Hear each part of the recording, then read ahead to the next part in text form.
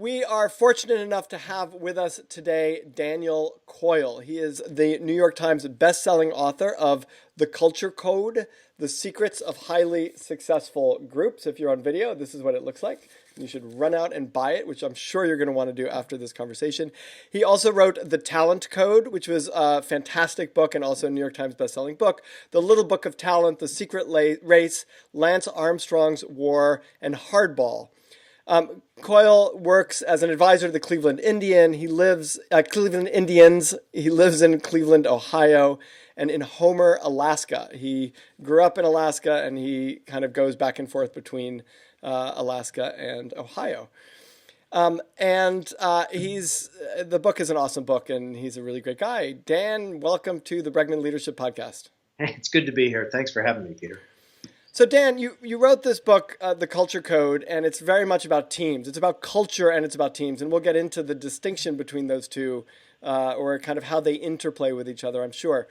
But the first is a very basic question, which is that I receive, kind of a million books as people talk to me about coming on the podcast. And there's a lot of them on teams.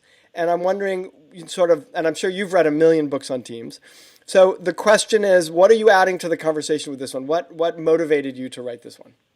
Yeah, it's funny. I kind of got obsessed with a mystery. I write about high-performing individuals and high-performing teams all the time, and through a career as a journalist and I guess a frustrated doctor. I was going to be a doctor growing up. I didn't know that. Fell into almost went to med school. Came this close to going to med school. Fell into journalism and got obsessed with this question of what makes great people tick, and wrote this book called The Talent Code, in which I visited individuals, these talent hotbeds, really, really talented individuals. And while I was there, I saw some things that got me obsessed with the mystery of what makes a great team. I remember specifically I was in Spartak, this tennis club outside of Moscow, and it produces more champions than the entire United States, actually, women champion tennis players. Oh. And a new player came on the court, and the coach walked over to that player, and the player was really nervous, young player, and the coach walked over and said, "Hey, I'm glad you're here. I want you to do something for me." And she tossed the girl a tennis ball, and the girl caught it. And it was like this tiny interaction that could easily have been overlooked, and yet it was massive. The girl went outsider to being insider. And so I got obsessed, what happened there? What's that all about? And that sent me on a journey. I ended up actually also through the work with the Cleveland Indians, got to be around a team that was getting better and better and better and better and having all this great chemistry. And those things kind of combined to send me on this journey of around the world looking at great teams, looking at teams in the top 1% of their domain who are acknowledged by experts as having great sustainable performance and great culture. And it was Pixar and Navy SEAL Team 6, Zappos, IDEO, the San Antonio Spurs. And I was fortunate enough to get inside each of those places and really embed myself and see what happens on the ground. I come from the point of view of a journalist, and so I'm looking for proof. I'm looking to see how they communicate, how they lead. And so what I wanted to add to the conversation, I guess, was a sense of reality. So many of these books sort of float above the air and above the landscape. And so I wanted to come at from a really hard journalist point of view and say, okay, let's push all the lingo aside. What's happening there? What's the pattern of behavior? The human brain is designed to combine into groups in certain ways. What's that pattern? Right. And you came up with three things, right, in your research. You came up with three big categories: safety, shared risk, and purpose. And those resonated with me also. Can you give just a sentence or two about each one so that you ground us in the reality of what you mean by that? Yeah, big picture, what three things? There's three things that every group has to do whether they're a group of honeybees or a group of Navy SEALs or a team at Zappos or us talking on the phone here. It's you need to connect, right? You need to actually have something that connects you into a group. Then you need to share information, right?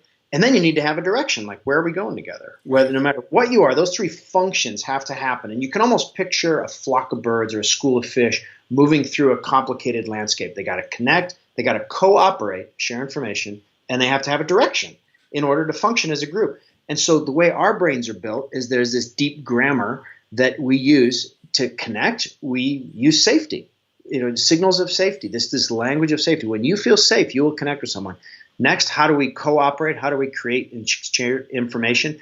We do that through sharing vulnerability, by showing weakness and openness. That's how we share information. And then how do we determine direction? That is about purpose and story.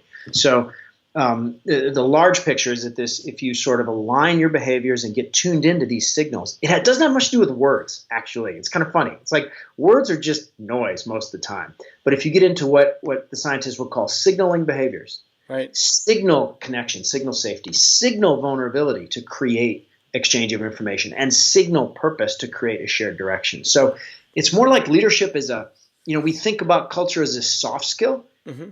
Found exactly the opposite. It's about clarity.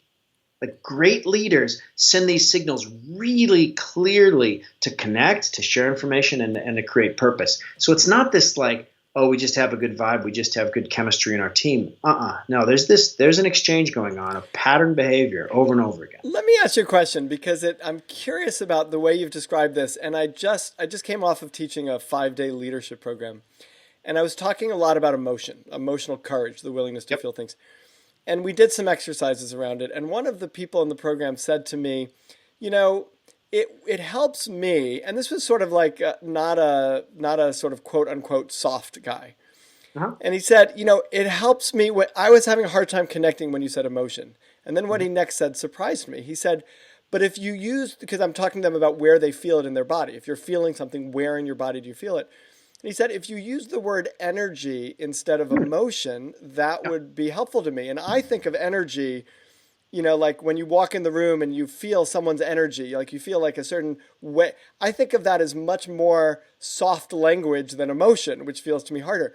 And you're talking about these behaviors, very concrete, tangible, visible things that people do, maybe not words, that create a sense of safety or project a sense of vulnerability. And I'm curious whether that word energy, like whether it resonates, whether you feel like people have a certain energy that articulates or that projects safety. And if that is something beyond, saying a word or tossing a ball, or whether that energy is built out of saying a word and tossing a ball. Does my question make sense? That's interesting. No, that's interesting. There's so many different ways to kind of get at this, and it comes down to the feeling you're creating in the other person and being in tune with it. There are many ways that tennis coach could have gone over and tossed a ball to the little girl to welcome her, right? There's a lot of different ways she could have done it. Right. But the authenticity of that interaction, that's another word maybe we can throw into our soup here. Right. It's like the authenticity, what she created a feeling that she intended to create. She was in tune with what she was creating in that person, and I think great leaders do that. There's a moment in hanging out with the San Antonio Spurs, Greg Popovich. They had this. I tell the story in the book. They had this devastating loss, and typically, NBA Finals, they were about to win the championship, they get beaten. His response was to gather everyone and to have a dinner together. I love this story. And one of the assistant coaches talked about seeing him as devastated as any. It was the moment right before the bus where the players pulled up. He was as devastated as any human has ever been. And he takes a deep breath and he gets control over his emotions. And then the bus pulls up and he starts greeting people warmly at the door and creating almost like it turned into like this happy occasion. It was an incredible feat of communication and leadership. But at the very bottom is this emotional athleticism, this discipline that he has in order to kind of get over himself, which is really, really hard to do, to get over. He'd been trying for this championship for decades. His whole dream had just been shattered, but he was able in that moment to take a breath, get over it, and put his attention into creating the kinds of interactions that he wanted to create. And to me, it's just a jaw-dropping act of leadership and emotional discipline. And there are so many things that can get in the way of it. So one of the things that I'm hearing from you is that he first of all was clear about the outcome he wanted to create, and then he made a decision about how he needed to show up in order to create that outcome. And then he was able to gain control over his emotions. And one of the things that I think gets in the way in that particular situation, and I thought of Popovich and the story that you told in the book around it, which is that there's a lot of people I know who would say, I don't want to make people feel better after a loss like that. I want them to, because otherwise they're not going to be afraid of losing next time. And I want them to see how serious it is, so they work even harder in order to get it. And I guess my question is, what do you say to that person who says that to you? I think there's often this dichotomy that we carry around with us that sort of says, I can either be tough or I can be nice. Hmm. That I have a choice. I have to choose between those two. And what I saw over and over in the best cultures that I visited, and I visited some pretty good places, is that they're really tough. They're really excellent, and they're really nice. Those two things are a false dichotomy. You don't have to choose to be nice or tough. As one of the assistant coach puts it, Coach Pop does two things. He tells you the truth, which is really hard to hear sometimes. He's very tough, as we know, and he loves you to death. So he is giving you the most high octane feedback you've ever gotten. At the same time, he's making a reservation for you and your wife at a restaurant and ordering the wine for you and asking how it went afterwards. So those things are not, you should not keep those things apart. You can actually do them both, and they strengthen each other, and they both build a relationship. So I think that idea that, well, I'm going to put on my tough hat now and I'm just going to, those guys can tough it out. That can work in some situations, actually. Being an authoritarian leader works for simple problems. It works for sort of simple actions if you want your group to do very simple things. But when things are complex or fast moving or rely on learning, you really need to continually sort of, as Popovich would say, fill their cups, like fill people's cups, right, so that they have the energy and the connection and the sense of belonging and safety, which is the foundation of all good teamwork. And it also seems to really take a tremendous amount of humility. And we briefly talked about this, but I feel like sometimes in my experience with senior leaders in organization, there is an inverse relationship between how smart they are and how capable they are of creating safety. And it's almost like they're smart and they either work too hard to show people that they're smart, or they think they have a better answer, or maybe they do have a better answer. And yet the way they approach that gets in the way of creating a climate of safety and works sort of counter to what they're trying to produce in the organization. That's so true. I haven't ever thought it quite as clearly as you have expressed it right there. But yeah, there is kind of an inverse relationship between IQ and the ability to do this, or at least raw intellectual horsepower. I kept meeting the same people that were very smart, but they probably did have a lot of the answers. But where they were really smart is in realizing the impossibility of them truly having all the answers. They could have some suggestions, they could have some context, but they were constantly focused on, how do I get a conversation going around this and support that conversation?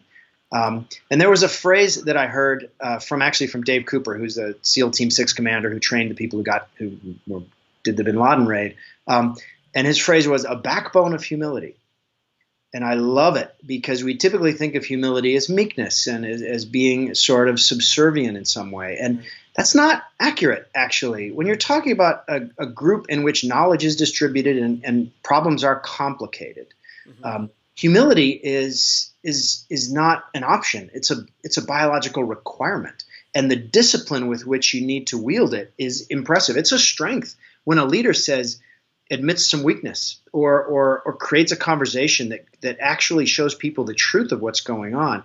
That's not weakness. That's being really, really smart, because you're not just sort of leading, you're helping people discover the answer for themselves. And you say something I think really true and very interesting, and also something I hadn't really thought of before but feels really important, which is that vulnerability precedes, right, safety. It precedes the ability to give shared risk, to take shared risk. And so often people wait for a safe environment in order to be vulnerable, and yet you can't create that safe environment without being vulnerable. What have you seen? And I'm always interested in this, because when you look at great teams or great people, you're looking generally at the people who are already exhibiting those behaviors. But when people are reading these books and trying to apply them, they're in a place where they're not already demonstrating it and they have to learn. And somehow the skill of having the characteristics versus the skill of developing them feels like a very different skill. And I'm curious what advice you have, or if you've seen people who didn't have that kind of courageous vulnerability and then developed it, and what they did. Like, what kind of advice can you give people to develop the courage, in a sense, to take those kinds of risks and to create the culture within their teams that will help them to be most successful? That's a cool question. It's funny, actually. I just got back from San Diego where we did this event with a big group, this giant company, and they were struggling with the same thing. They needed to collaborate better. They needed to be more open with each other. So what we came up with was their leader stood up, and actually Dave Cooper has a saying. He says the most important 4 words a leader can say are "I screwed that up." And so the leader got up and told a story about something he screwed up at. Boom. Step 2, everybody at the different tables got a partner, and they each shared loop. The vulnerability loop is the key word here. They each shared a story, and then they reflected on the reasons why they don't tend to share those stories. What barriers are there? What fears are in the way? And then they shared those out. And it was, it took 40 minutes. It was really a small thing, but I think it contained most of the ingredients of this process, which is permission first. Right. If your leadership isn't going to be open, then it's probably you really need to have that be part of it. That needs to be a key part of it. And their vulnerability can't be, like my biggest mistake was perfection, right? Well, that's just kind of funny. The guy did that a little bit. I hope he's not. But he kind of half-assed it a little bit. It was like, I had this project that was too successful. It's something like, but it still worked. That was the interesting part. It still worked because he was at least from where he was to where he showed a weakness, and everybody responded to it, and everybody was ready. And so that sort of stepwise, you sort of have to sort of crack it open, and the root word of vulnerability is wound. So expecting that it feels kind of funny and difficult and weird. And the other key word in here is sort of a loop, that it's not a one-way street. You have to create pairs where each person is sort of opening up a little bit and sharing something. And, it is something that feels strange at first to do that. However, like the analogy I have is it's sort of like getting in shape physically. Like we know that when we experience pain, we get stronger in the gym or running. Right. And it's exactly the same in group life. Like that sort of little pain of vulnerability, of opening up about weakness, is what creates closeness. We typically think about it, as you say, exactly wrong. We think, oh, I'm going to trust you, and then I'm going to open up and be vulnerable. Right. And that's exactly backwards. Those moments of vulnerability create trust. Right. And it's. I'm also thinking about a team I know where the leader is very willing to be vulnerable, but lacks some of the strength necessary to create that standard within the group. And there's a senior leader who's the exact opposite, who's not only the exact opposite, but a little bit of a bully. And maybe not a little bit. And the fact that he allows that behavior to exist kills it dilutes any positive impact that his own vulnerability would be. His vulnerability then ends up reading as weakness. So it's kind of like, it seems like there's this combination of saying, I'm going to be vulnerable and intolerant of the kind of behavior that dings the safety that I'm creating in the group. Right. The backbone of humility there. The backbone of humility, yeah. And the other thing that helps people, I think, in their move to make this part of daily life is to frame it around learning. Mm-hmm. When you talk about what you're bad at, that can either be framed as, you're pretty bad at that, like that's incompetence, or it can be learning. And I saw tons of examples of that. I saw a really vivid one at Pixar where the leader, Ed Catmull, I heard this story 10 years after it happened. That's how resonant of a story it was. He came up to some young engineers who were working on some new way of coding, and he watched them for a while, and they were kind of nervous. The boss was watching them. And then he said to them this one sentence that they remembered 10 years later. He said, hey, when you guys are done, could you come up to my office and teach me how to do that? Like, super simple. Great. But when you frame vulnerability around learning, you create what an incredible signal of learning and of saying, I want to learn from you. Please learn from me. And so these are simple signals, but they carry a lot of impact. Right. So much of this is around communication. And you like when I look at a lot of the examples in the book, it's like we really have to be so skilled at communicating a way that our intention matches our impact. So that what we're trying to get across does, and it requires a tremendous amount of skill as communicators. Did you find that to be true in what you saw? Absolutely, and it came down to just the tiniest nuance. Even there was something that one of the Navy SEAL commanders told me where he said, your face has two settings. It's either closed or open. And he was even talking about the frontalis muscle here. And all the good leaders I saw, they had this open face, and it's not a coincidence. This tiny, tiny nuance that you think, is that really important? The answer is yes. Yes, it is really important. And you keep seeing that pattern over and over again where these, and the other piece of it that comes to mind is, a lot of the leaders that I met were extraordinary learners. And learning happens in a loop. You've got experience, and then you have reflection. And I think in most of our lives, we got plenty of experience. We have no shortage of experience, but where we do have a shortage is of reflection, of having habitual opportunities to capture what happened that day, to reflect on it, and to distill out something useful. Right. And so keeping journals, keeping notes, keeping files on your phone, getting into the rhythm of learning where you get the maximum, you take experience in, and then you get something out of it. And so I think that was something that all the leaders that I met did, and something that I think everybody could steal from. What gets in the way? Why do people, it's so simple and straightforward. Why do people not do this? I think it's just the rush of life. There's always that pressure of the next thing and the next call, and life comes at us faster than it ever has. And so to actually carve out time for some solitude and mindfulness can be one of the most powerful things you can do. It feels inefficient, but actually it's a hell of a lot more efficient than just racing from fire to fire. Did you find low risk ways of starting to demonstrate these behaviors? I think about the leader who is hesitant to be vulnerable because they think it will read as weakness, or they think they're smarter than the group, and like all these.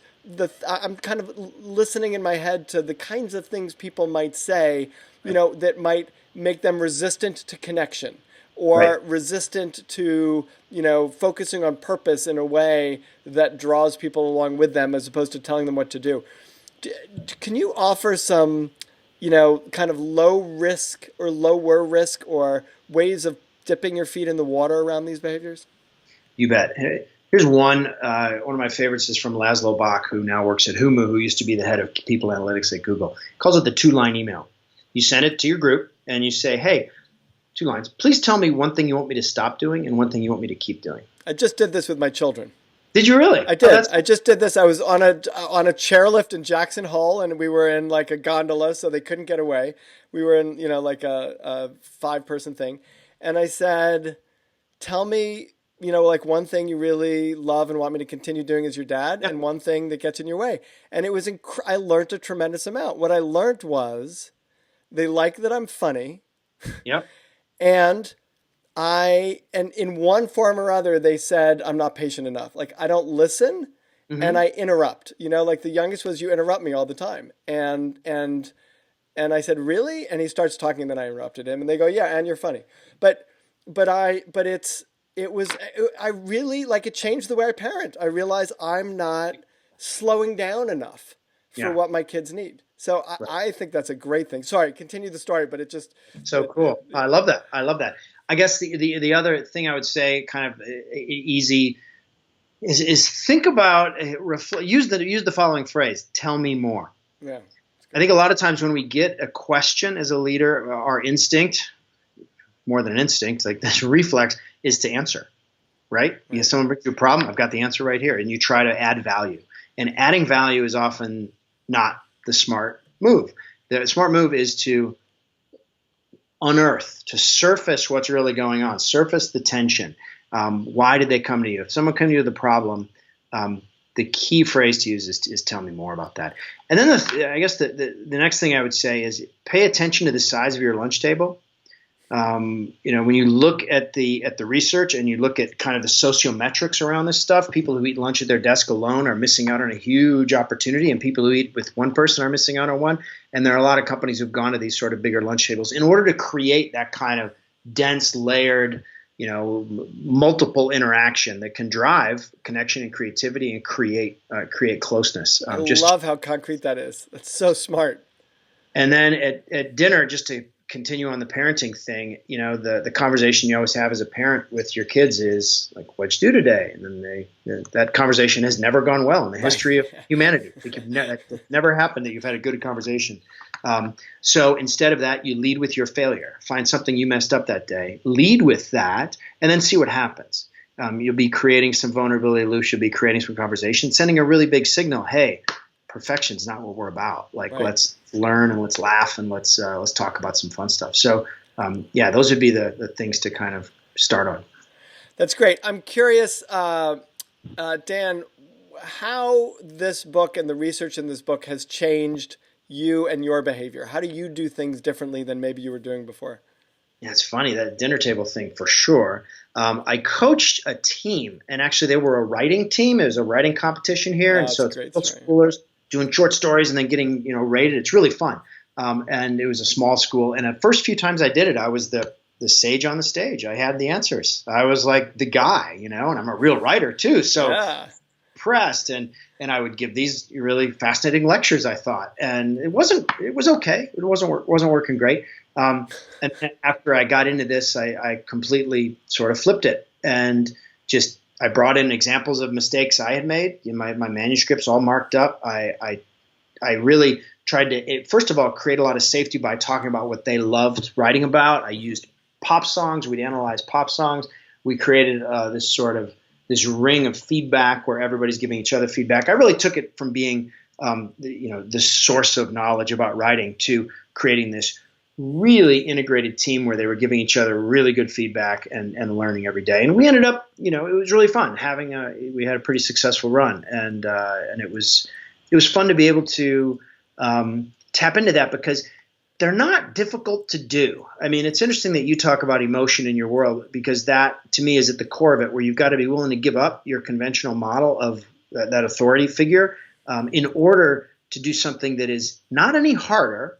It requires a little more reflection. It requires a little more kind of attention to nuance and detail, but it's actually easier. It's actually an easier way to lead than if you have to carry all that knowledge around and have to be the man all the time and be the answer and be the source of everything.